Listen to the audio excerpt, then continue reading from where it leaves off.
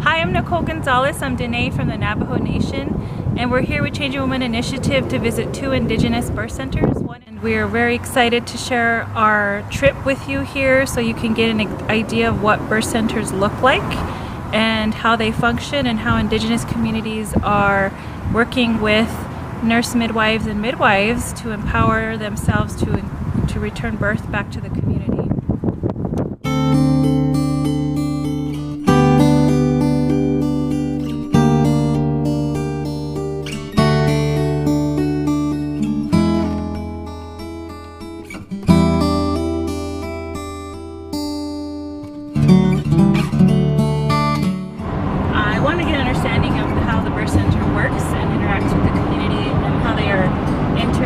Incorporating their traditional medicines into the care that they're providing to their community.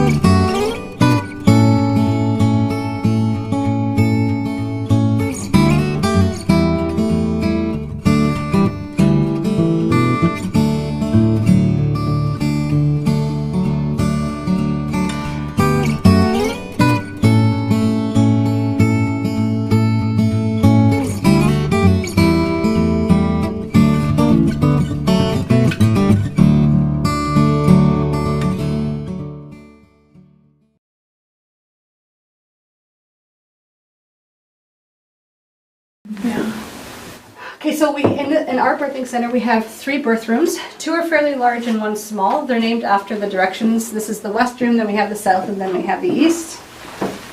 We do all of our prenatal visits in the rooms. So when we do prenatal visits, we take them to each of the 3 rooms so they can decide when it comes closer to the birth which room they felt most comfortable in. So it's their choice. So they even own and feel ownership of the place of their birth instead of showing up at the hospital and being assigned. And so do you guys smudge the room every time? We before and after.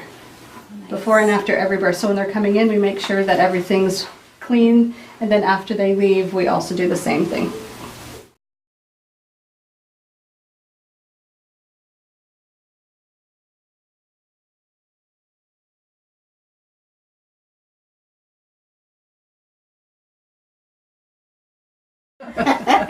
So like when women come here for their first prenatal visit or their first introduction, do they meet everybody, or how does that work?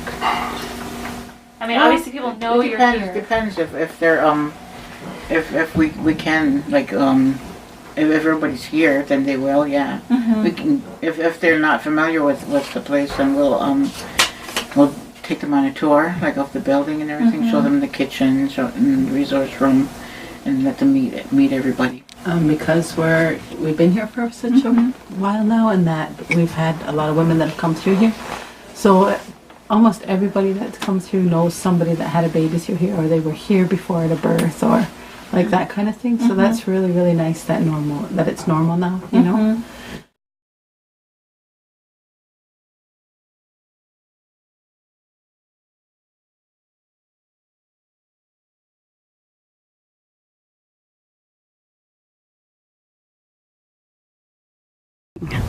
It's important for our women to get back into traditional ways of birthing because this is who we are.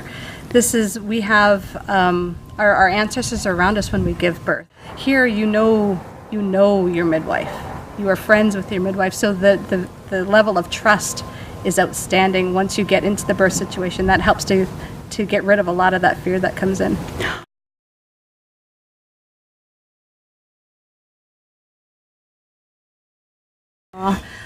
That would be surrounded by the midwives who become aunties especially for the younger girls. Their moms are there and their sisters are there. The mom's breathing through the contractions, she's not screaming.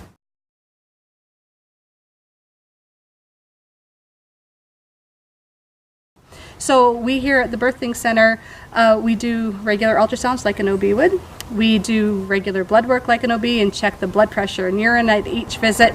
At the hospital, you're medicalized. They're looking for potential problems. Here, they're assessing your emotions.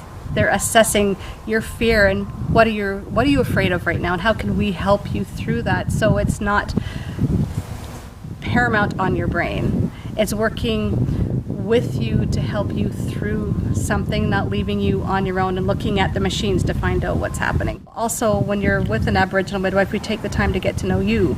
We get to know your fears, we get to know your family, what your life situation's like, and we get to know you. Our hands are on you. So when the baby's born, it is a loving hand that's bringing them, who's welcoming to the world. And then it's shown, then we just put the baby on the mom. At the birthing center here, we don't even tell the mom if they have a boy or girl. That's for them to find out. It's just, it's love and respect and compassion and relaxation most of the time.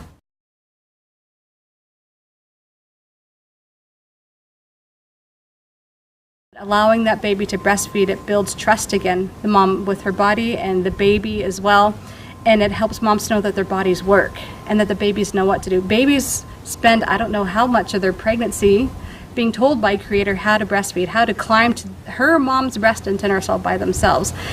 And then with the breastfeeding aspect afterwards too, because babies are put right onto mom's chest after a peaceful birth, it helps to complete the whole and complete a family, because moms and babies are still one unit and there's no separation that way.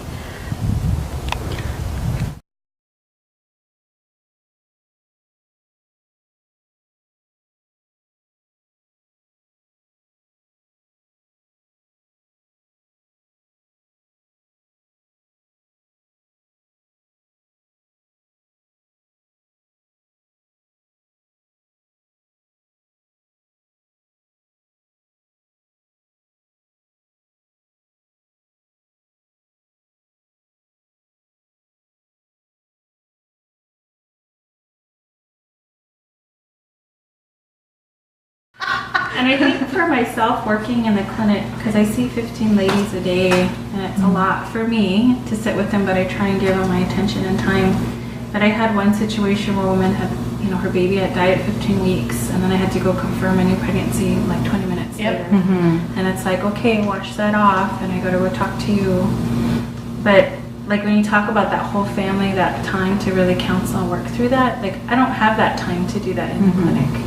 And I feel bad because it's like I know they need more and I want to give them more. I just, like, it's almost like the clinic is running me, right? And then you go into the hospital and it's like I've talked to them about their birth and making it their own and not having an IV. And then I get there and it's like they have an IV. And they have these things and I'm like, what happened to our plan?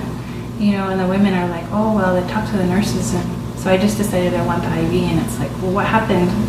And now it's 30 minutes that I wasn't there.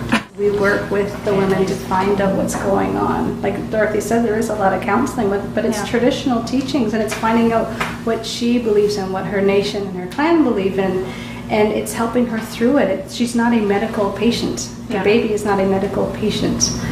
The birth might go great, but how many hospital births that are very long have to do with an emotional problem that none of the medical staff are going to be able to help her through because they don't know her. Right?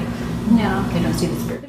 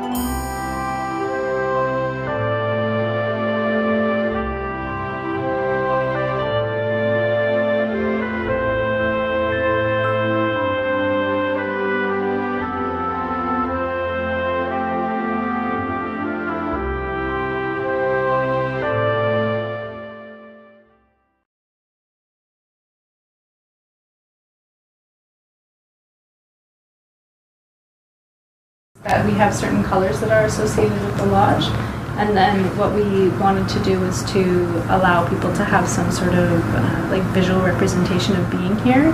And so this was so we got this branch, which actually it came off of a tree during an ice storm before we opened, and we brought it in and we just started, we put out a thing of ribbons, and then as people leave, like as they're on their way out or like right after the baby's born, then oftentimes it's a family member, like a partner or a mother, like a grandmother or grandfather, who will come out and choose a ribbon and tie it on the tree. So and they all sat around in here watching the Olympics, and the mother was coming in the room and then coming out of the room and laboring out here, almost as if it was like her living room. Oh, like it was, so cool. and then like going back into the room when she needed more privacy. And so really using the space, like, and we find that quite a few people, or at least it's been my experience, that quite a few people, like if it's the middle of the night or if it's quieter, they're coming and they're walking the halls out here, or they're coming and they're like walking around in this space, like they don't feel like they're stuck in the rooms, which is fantastic.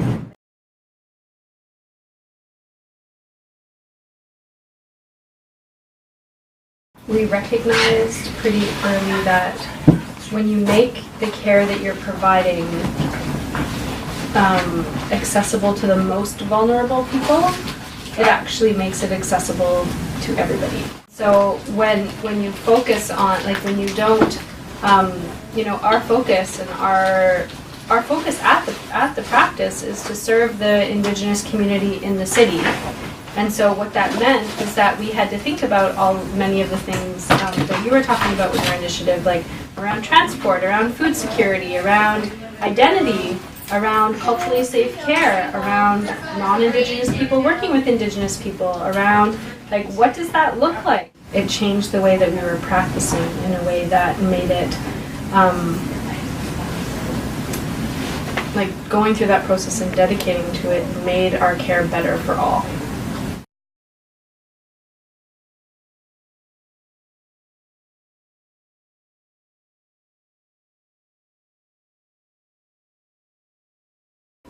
being able to have a roster of people that when an indigenous family comes and they want like a welcome song, that there's somebody here to do it. And so we'll have some drums downstairs in our medicine cabinet, and we'll have some rattles, and we'll have a roster of people that are here to be able to sing that welcoming song.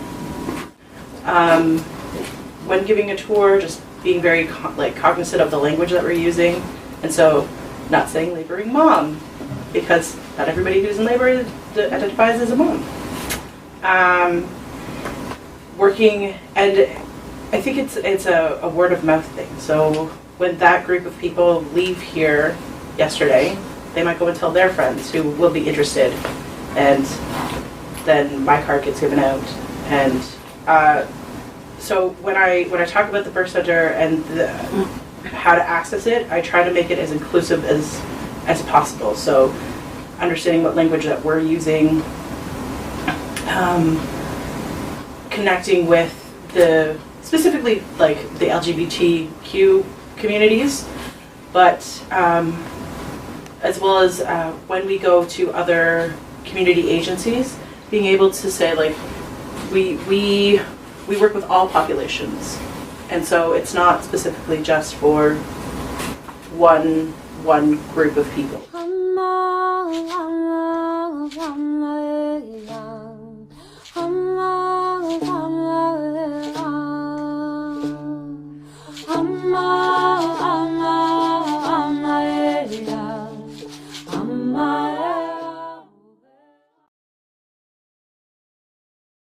I want to personally say thank you so much for all your support and your words of encouragement in this process. Follow us on Facebook and visit our website changingwomaninitiative.org.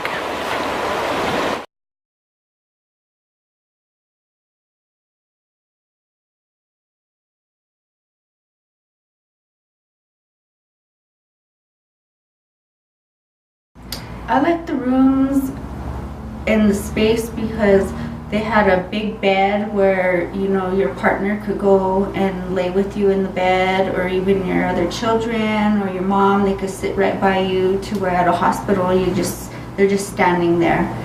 And, you know, the living room atmosphere, the kitchen, you know, if you get hungry, you could just walk to the kitchen and go make something to eat. They let you cook there for the whole family, not just 3-4 people that they allow in the room.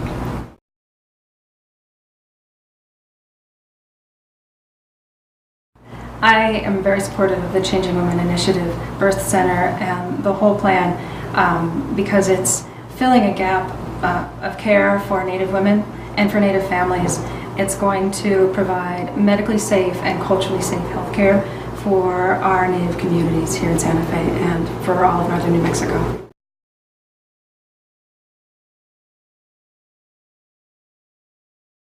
Healthcare really should be by the people and for the people that are using the healthcare system.